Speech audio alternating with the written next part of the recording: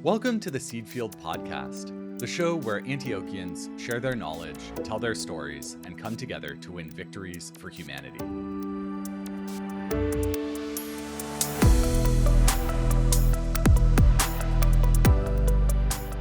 I'm your host, Jasper Nighthawk. Have you ever had the experience of doing something that you've done 1,000 times before? Like maybe you're cleaning your house or driving across town or getting ready for bed. And at some point, you catch yourself and you realize that you don't really know or you can't remember what you've been doing.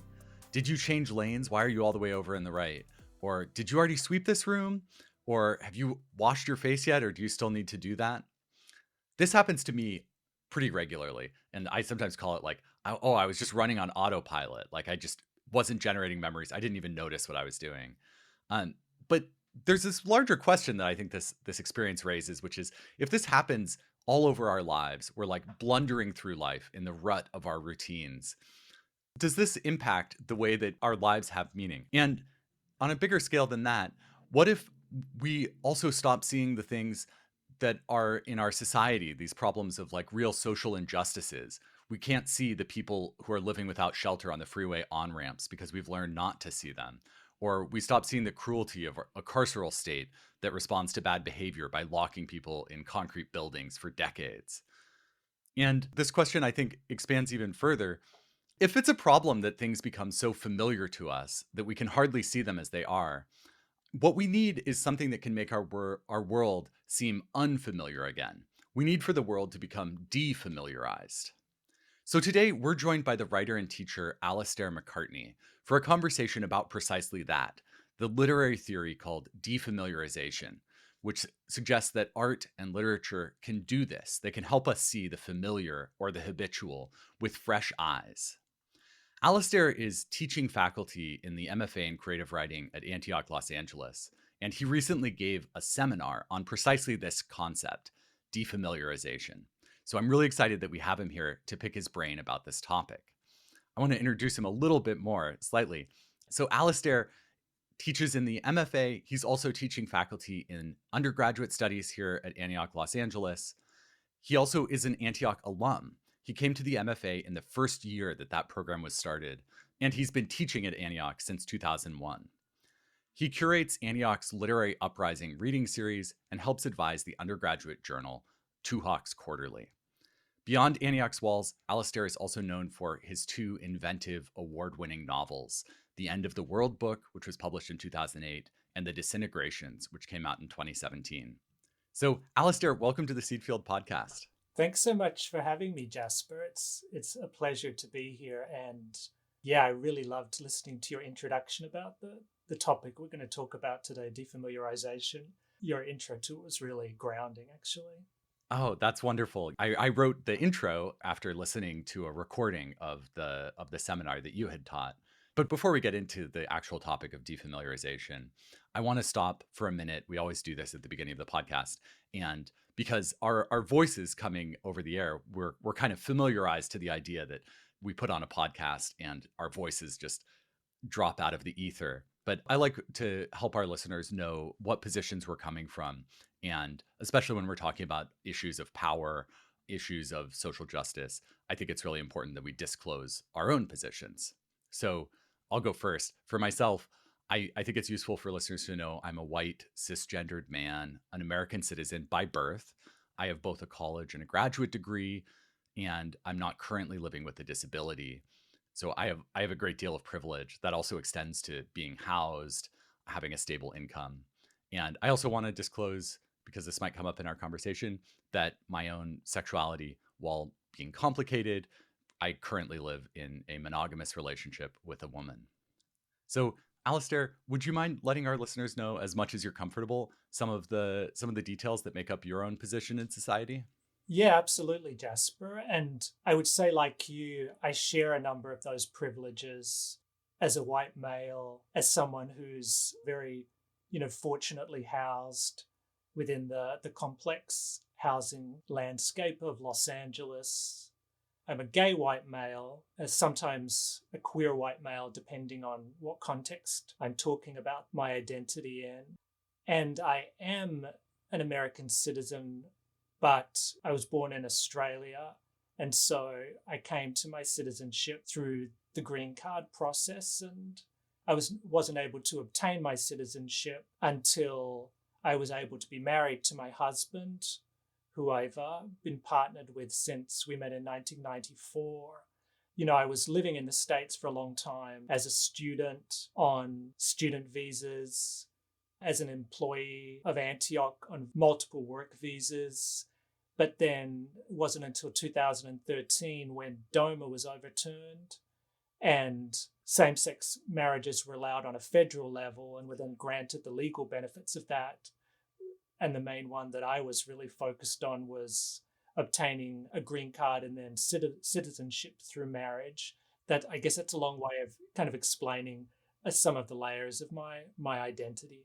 No, I think that I thank you for disclosing all of that. And I think that it's really relevant also because the way that we experience society is so mediated by our own background, and it kind of allows you to see different sides of our society.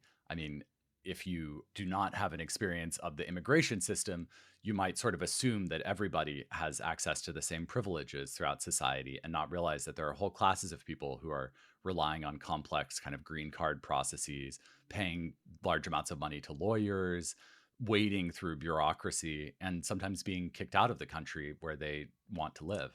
Yeah, absolutely. And I'm very aware of my privilege as a white person navigating the immigration system, but then it was complicated just by the fact that it was an incredible struggle to stay here, incredibly expensive for many years. I feel like your background as a Australian who immigrated to the US actually provides an interesting entry point into the topic of defamiliarization. Absolutely. Because I think that word defamiliarization, I mean, it's kind of a mouthful. It's like, how would you even spell it? But I think a lot of us have had this experience, maybe not of being immigrants, but of traveling to someplace new, a new country, a new city, and finding that things are unfamiliar. Like, because you grew up somewhere else, you're able to see the customs and the built environment even that shows you kind of the arbitrariness of the rules of society. You came to the US and you had this outsider view. And like, what was that experience like? Were you able to see some of these societal structures that other people took for granted? Yeah, it's just thinking back, I've been here a long time. And so in some ways I've gotten very habituated just to being in the States.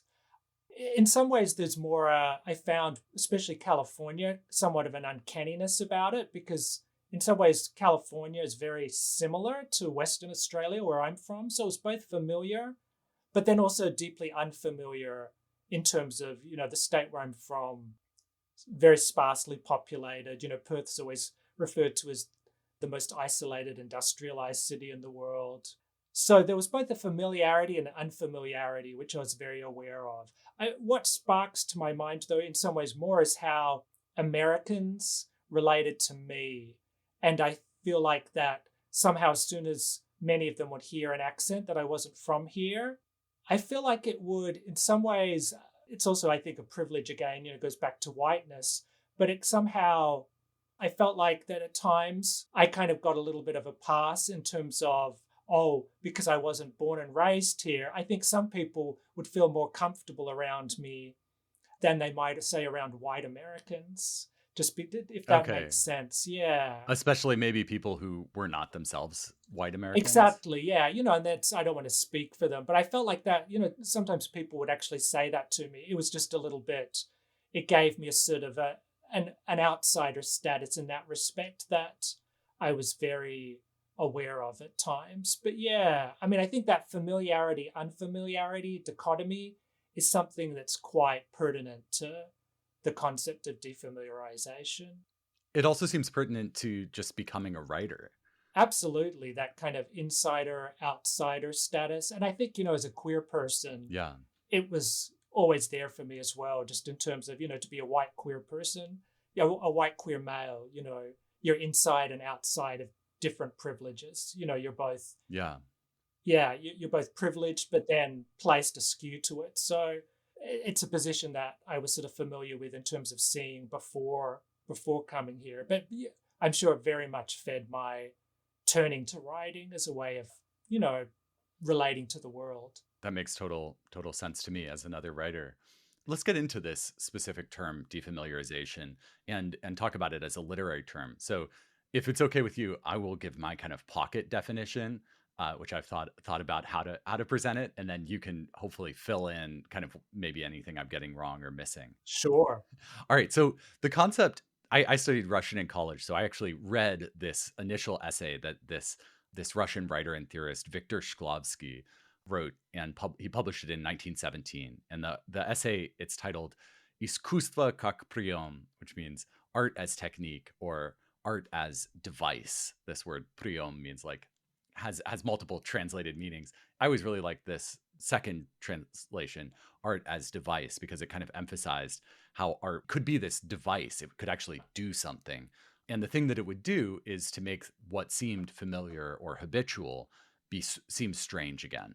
So it would take these regular, common, normal parts of our societies and our lives, and the reader might take them so for granted that they hardly see them, like they couldn't see them. They would just be like, oh yeah, that's a car. And it would reveal them to us like it was the first time we'd ever seen them. It would defamiliarize some aspect of the world that had become invisible to us. So that's kind of my pocket definition. We'll look at an example, but like, what am I missing? And if I'm not missing that much, like, what is exciting to you about this? Well, I think you do a really great encapsulation of the term. And I love that, unlike me, you've read Shklovsky in Russian and are familiar with the intricacies of the translation of technique versus device. But I would say what excites me about it is just when I first encountered the concept, the clarity of the concept. I was very immediately drawn into this notion that Shklovsky defines, that the purpose of writing is to, as he says, to make the stone stony, is to impart the stoniness of the stone. And it felt like, even though he clearly gets more complex about the concept of defamiliarization, or estrangement is a term people sometimes use in place of defamiliarization, I would say the simplicity and the clarity of the concept really struck me in terms of the function of writing. Just this idea that he's imparting that, as you said, as humans, we tend to become very numb to the world around us and habituated to it. And then our task as writers is simply to refresh readers' memories and alertness to the stoniness of the stone and the thingness of things, to the world around them, both on a very immediate level, but then also, as I think you mentioned in your intro, it has much broader implications in terms of thinking about the politics of the world, and defamiliarization definitely has a social function as well. But I think at first I was just drawn into the fact that it's a very precise aesthetic concept, but then Shklovsky gets more complicated as he unwraps the different ways writers can defamiliarize, and where, it's a concept that was very important to experimental writing in the 20th century and modernism. And I think it also has functions way beyond that. Yeah. Is that making sense? That makes a lot of sense. And I'm thank you for expanding on that and getting into kind of the excitement at its core.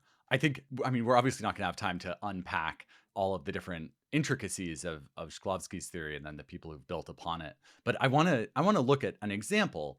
And so I arranged with you to have this example before you. And it's an example that Shklovsky uses from War and Peace, and that you actually highlighted in your recent seminar. And in it, one of the characters of War and Peace, Natasha, is going to the opera. And, Tolstoy could describe it kind of using the opera critical language that we have of like, oh, and now there's in the libretto, the tenor sings a passage about his love for the diva. But instead, he gives kind of a more maybe anthropological description that I think is a key example of defamiliarization. Does that set it up right? Yeah, absolutely. And it's hard to imagine, Tolstoy is such a foundational point for Shklovsky to come up with this technique. He starts the essay by quoting that just beautiful passage from Tolstoy's diary that you paraphrased about doing some cleaning and then not being able to remember whether you cleaned or not. And then he shifts to this passage from War and Peace to present the first concrete example of what he sees as defamiliarization. So it's almost hard for me to imagine this concept without Tolstoy, even though when I teach the seminar to my students, I'm always really trying to push the fact that this concept can be expanded to writers whose positionalities are utterly different from Tolstoy's. So it's not just privileged to a very distinct writer in Russia in the 19th century. Yeah. Well, would you read this passage? Yeah, of course, Jasper. The middle of the stage consisted of flat boards. By the side stood painted pictures representing trees, and at the back a linen cloth was stretched down to the floorboards. Maidens in red bodices and white skirts sat on the middle of the stage. One, in a white silk dress, sat apart on a narrow bench to which a green pasteboard box was glued from behind. They were all singing something. When they had finished, the maiden in white approached the prompter's box. A man in silk with tight-fitting pants on his fat legs approached her with a plume and began to sing and spread his arms in dismay. The man in the tight pants finished his song alone. Then the girl sang. After that, both remained silent as the music resounded, and the man, obviously waiting to begin singing his part with her again, began to run his fingers over the hand of the girl in the white dress. They finished their song together, and everyone in the theatre began to clap and shout. But the men and women on stage, who represented lovers, started to bow, smiling and raising their hands. Thank you for reading that. You have such a beautiful reading voice too, so it's a pleasure to get that on the podcast. But can you unpack this a little bit for us? How is defamiliarization working here? Sure, Jasper. And as I was saying, this is such an important passage in terms of presenting to the reader what this concept is about. I would say what Shklovski points out in this passage and why he uses it is that here, so Tolstoy is describing Natasha's first visit to the opera.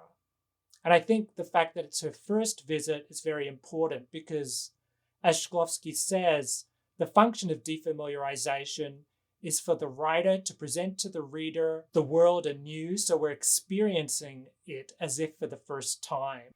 And what Tolstoy is enacting in this passage, and Shklovski is really clear to point out, is the artificiality of the scene. You know, opera is something that we can often assume, oh, it's high culture, it's really important culture, it's culture for a specific audience. But here we're getting this, and of course it's in translation, so I'm not sure if you've ever read Tolstoy in Russian, but I'd be interested to know how the passage reads in Russian.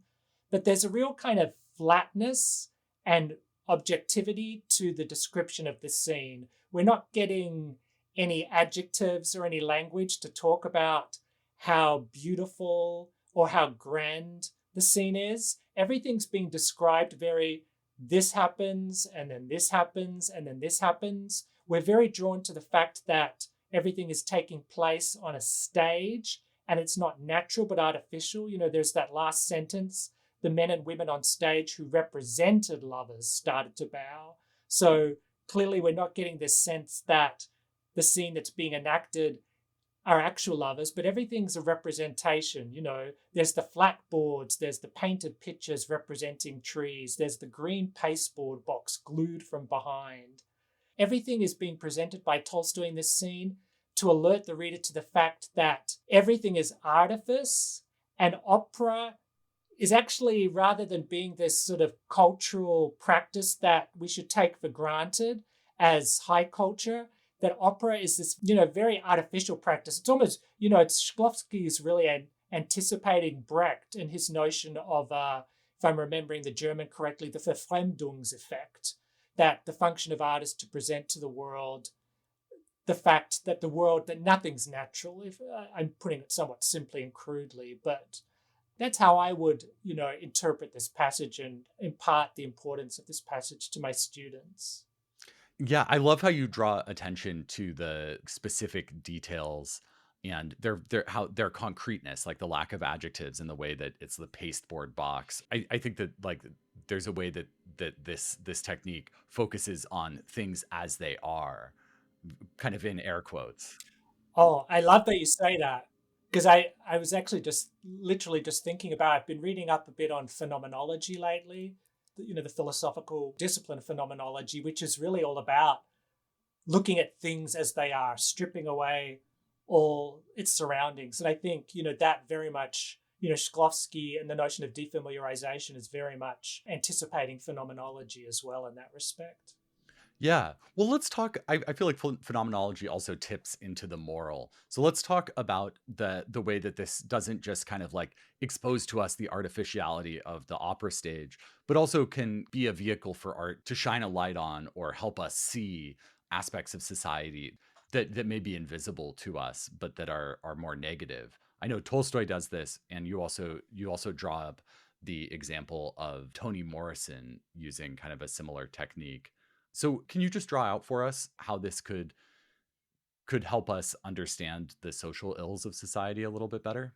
Yeah, absolutely. And I think as a concept, defamiliarization is hugely practical, I suppose is a good word, in terms of thinking about then, well, writing, the link between writing and social justice, but also then, thinking even outside of writing and thinking about the practice of social justice in a broader sense. Like you said, Shklovsky then in the essay cites other works of Tolstoy, where Tolstoy's writing explicitly is writing about, in a much more political sense, and using defamiliarization to impart to the reader or to expose to the reader social injustice. Shklovsky quotes from one of Tolstoy's story that's written from the perspective of a horse. And the horse is reflecting on the notion of private property. And he's talking about how, as a horse, he's an object, he's a commodity. He has an owner. He's not, he has no autonomy. And so this concept of private property and the notion of commodities and commodity fetishism and ownership and capitalism is really unraveled by Tolstoy in this story simply by having the POV of a horse rather than the owner of the horse, and present to us the notion of private property and ownership is really odd. The horse just can't grapple with the fact of like, how on earth could I be this object, this commodity that's owned? Yeah, I like that. That struck out to me too. How the horse is reflecting. There are these veterinarians and trainers who treat me very nicely and are the people I spend my days with, but they're not according to this human concept of private property. My owners, my owner might be somebody who I only see once a year, and he treats me horribly. And I like Tolstoy kind of concludes that story by saying the horse kind of reflecting like, obviously the civilization of horses is at a more evolved and higher level than that of humans because we don't believe in such ridiculous concepts as private property. Yeah, he absolutely turns all these concepts that we take for granted on their head. Toni Morrison and her novel Beloved is one I've used recently as an example of a writer enacting defamiliarization. And in terms of then her use of defamiliarization specifically and how it relates to the connection between writing and social justice, Shklovsky is really clear that the function of defamiliarization is for the writer to both present to the reader things anew. So the layers of mystification we have in front of our eyes about certain things we might take for granted is stripped away. And also for us to be witnesses, to be watchers. He has that beautiful passage from Tolstoy's diary where, he mentions this idea that if no one is watching something that occurs, it could be as if it never happened. So clearly, I think Morrison in Beloved, in her unique way, was really writing and defamiliarizing, imparting multiple techniques. Really, I think, working on many levels to present to the reader the horrors of slavery as if we're encountering them for the first time, and as if we're somehow encountering them both as insiders and outsiders. And, I don't have that passage in front of me right now, But what I would say Morrison does is that she just tackles language on such a heightened level. Beloved, every sentence is operating at this level it's almost like electricity. It's really, really heightened. And she shifts dynamics all the time and moves between a more objective way of describing things, then to a much more sensuous way. And she moves back and forth between horror and beauty in a way that's really complicated. So it's very dazzling. And I think it's just constantly forcing the reader to relate to the horror she's describing in this very material and corporeal and profoundly Yeah. embodied way. She's so much about Yeah. writing the body and writing the black body, writing the black female body. And to be specific about the scene of this like formerly enslaved woman who is with, I believe her child is like seeing the lash marks on her back from a horrible whipping she endured while she was enslaved. And that exact heightened description that's both poetic and lyrical and very immediate and personal forces us to see this wound and this scar that this woman has carries on her body, and to see it through like the eyes of her child almost. I'm not sure if I'm getting these details quite right, but I wanted to go to the specific example. Yeah, no, I think pretty much you are. And it just reminds me both that, Morrison's use of defamiliarization in Beloved, it reminds us that defamiliarization, it's an aesthetic concept, but it's also a very, I would say, emotional or phenomenological concept, in that it forces us not just to see things anew, but it forces us to feel things. And Shklovski is very specific that that's its function. It's not just about writing the world so the reader sees it afresh, but that so the reader has an emotional experience. And Beloved is just such a stunning example of that. It also reminds me that,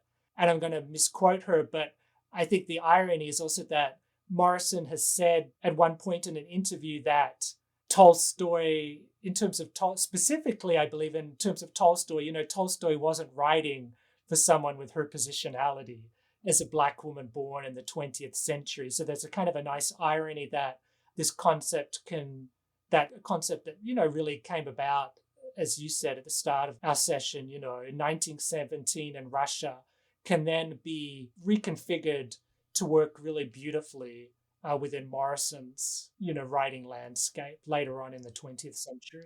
Yeah.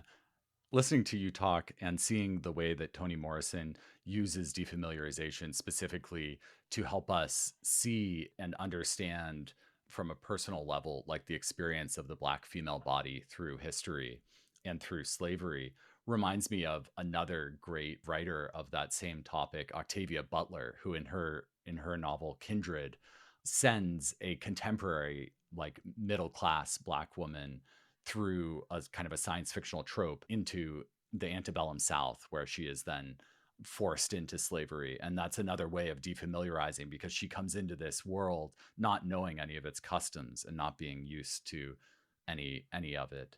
Sorry, that's just something that came up as another example. Yeah, I mean, it's great. It's just, I think it's the most important thing about this concept is that, shifting it from, a more abstract concept to one where we can begin to see concrete examples of writers from multiple positions enacting it to their own means. And, specifically thinking about writing as a way to reconfigure history and reframe the world. Yeah, and it really gets to writing as a way to change readers, to like force them to have an experience that may actually change their soul in some way. Yeah, and change writers as well, in terms of just reminding us as we're looking at our sentences and as if we're struggling with a piece, in terms of what we're trying to do, that this is one tool we can use, I guess, to wake ourselves up in terms of our own writing projects. Yeah, we're nearing the end of our time, but I want to ask you about your own writing. You're a writer and have spent decades writing. You've published these 2 novels. And I wonder, do you consciously think like, this scene could use some defamiliarization, I'm going to defamiliarize?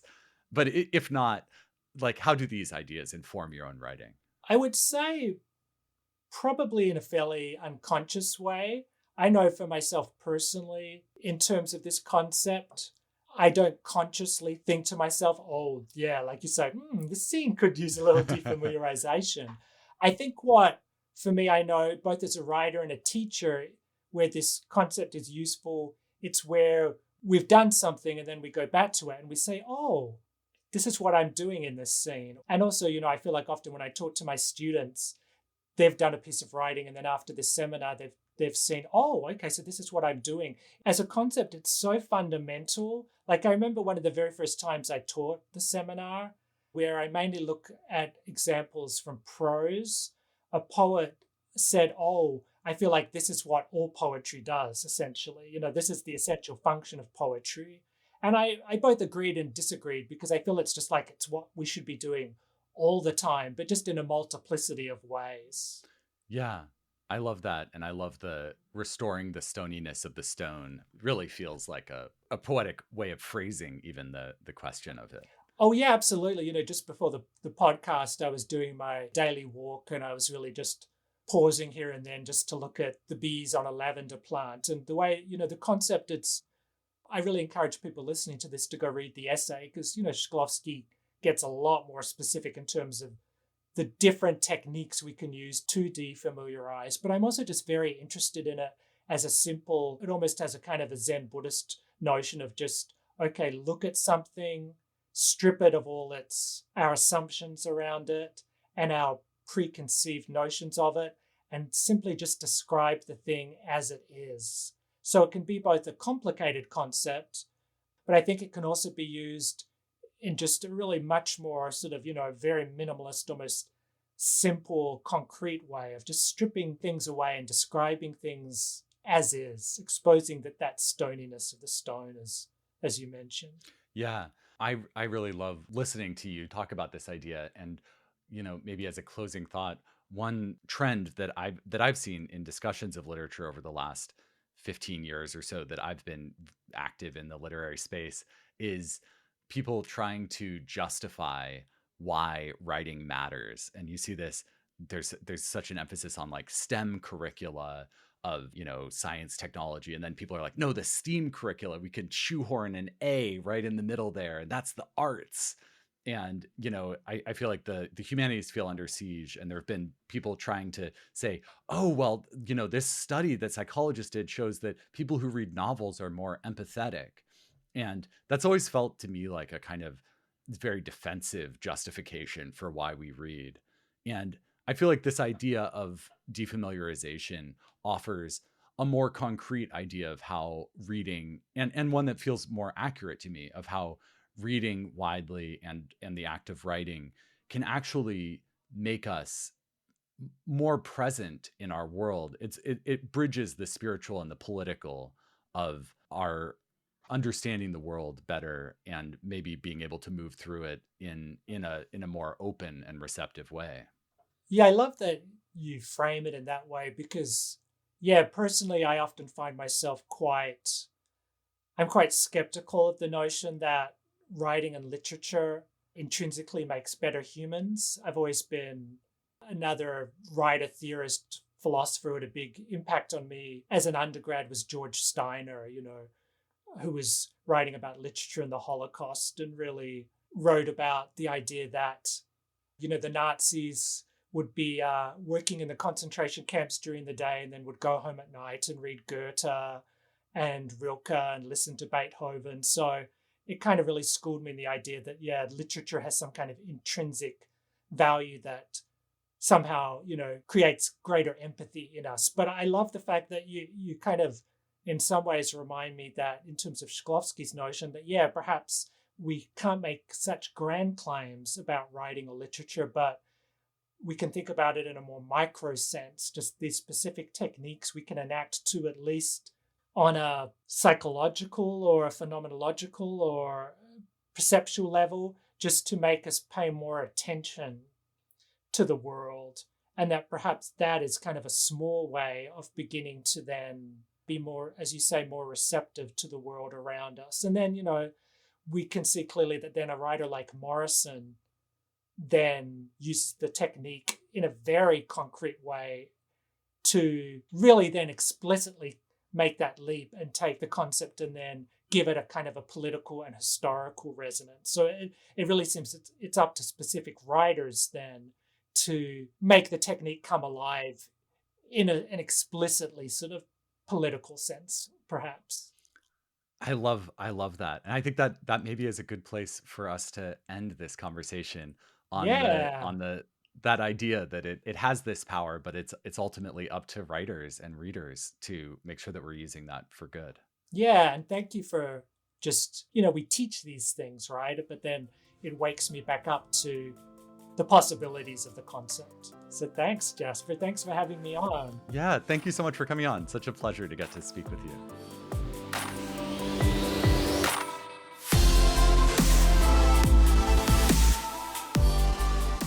The MFA and undergraduate programs that Alistair teaches in are both at Antioch, Los Angeles, and we will link to them in our show notes. We'll also link there to his 2 novels, The End of the World book and The Disintegrations. In the first sentence of the acknowledgements to The Disintegrations, Alistair thanks Kirsten Grimstad, another Antioch professor who we actually got to interview back in season 1, and we're going to link to that great conversation as well in the show notes. We post these show notes on our website, theseedfield.org, where you'll also find full episode transcripts, prior episodes, and more. The Seedfield podcast is produced by Antioch University. Our editor is Lauren Instanez. A special thanks to Karen Hamilton and Melinda Garland. Thank you for spending your time with us today. That's it for this episode. We hope to see you next time. And don't forget to plant a seed, sow a cause, and win a victory for humanity. From Antioch University, this has been the Seedfield Podcast.